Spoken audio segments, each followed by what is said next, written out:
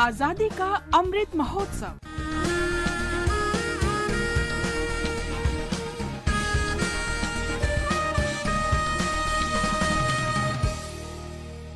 आजादी का सफर, आकाशवाणी के साथ एक राष्ट्र का उदय। भारताचा स्वातंत्र्य लढा आधुनिक जगातल्या महान लढ्यांपैकी एक आहे। आकाशवाणी रोज आपल्यासाठी घेऊन येत आहे या लढ्याची एक झलक।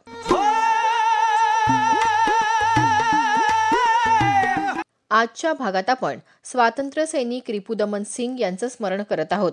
त्यांचा जन्म 4 मार्च 1883 ला झाला होता।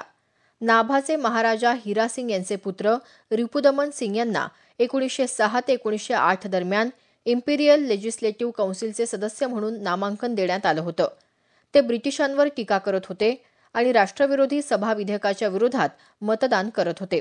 डिसेंबर 1911 मध्ये वडिलांच्या मृत्यूनंतर रिपुदमन सिंग नाभाला परतले आणि जानेवारी 1912 मध्ये तिथला राज्यकारभार स्वीकारला।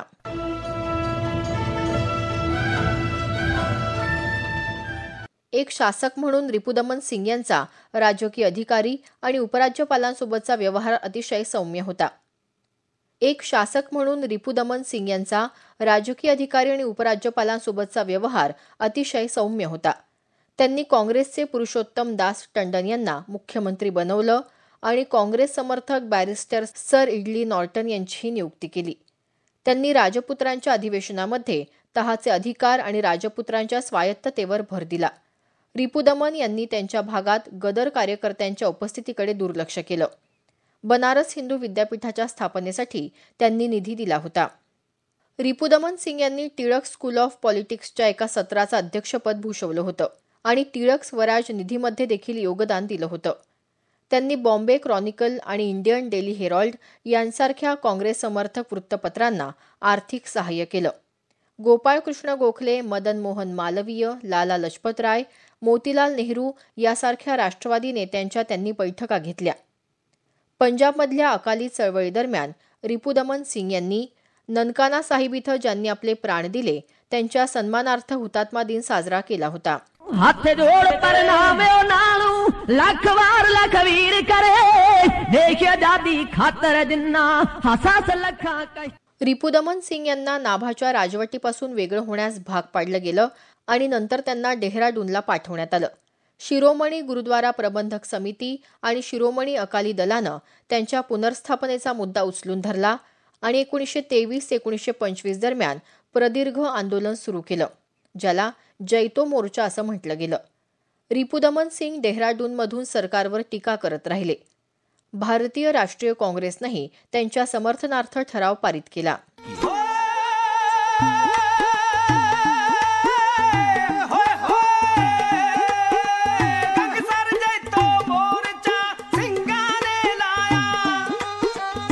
एकोणीसशे 1925 मध्ये गुरुद्वारा कायदा लागू झाल्यानंतर आणि अकाली चळवळ मागे घेतल्यानंतर रिपुदमन सिंग यांना 1928 मध्ये औपचारिकपणे पदच्युत करण्यात आलं आणि मद्रास प्रेसिडेन्सीमधल्या कोडाई कॅनल इथं राजकीय कैदी म्हणून पाठवण्यात आलं।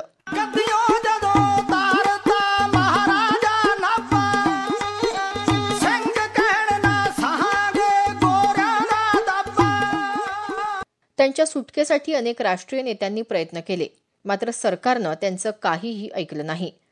स्वातंत्र्यासाठी दीर्घ आणि अथक लढ्यानंतर डिसेंबर 1942 मध्ये त्यांचा मृत्यू झाला, तेव्हा रिपुदमन सिंग कोडाई कॅनलमध्ये एकटेच होते। अशा या महान भारतीयाला शतशः नमन।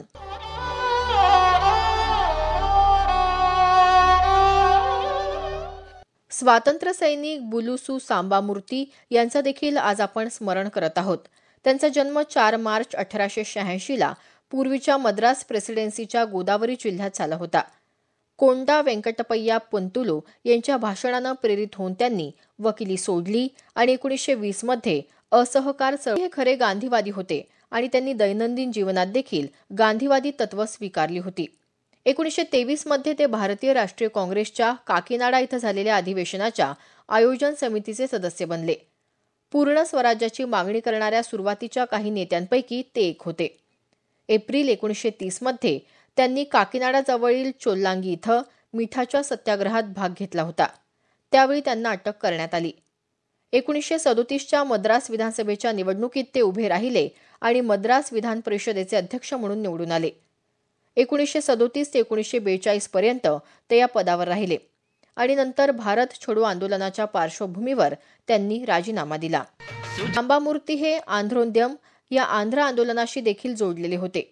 आंध्र प्रांताच्या निर्मितीच्या मुद्द्यावर पोट्टी श्रीरामुलू यांनी 1952 मध्ये मद्रासमध्ये आमरण उपोषण करण्याचा निर्णय घेतला. तेव्हा सांबामूर्ती यांनी त्यांना आपलं घर दिलं होतं. अशा या महान नेत्याला विनम्र अभिवादन.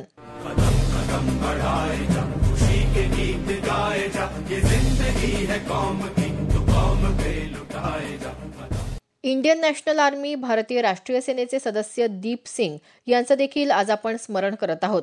हरियाणामध्ये जन्मलेले दीप सिंग हे शिपाई म्हणून भारतीय राष्ट्रीय सेनेत सामील झाले. 3ऱ्या गुरिल्ला रेजिमेंटमध्ये त्यांनी सेवा दिली.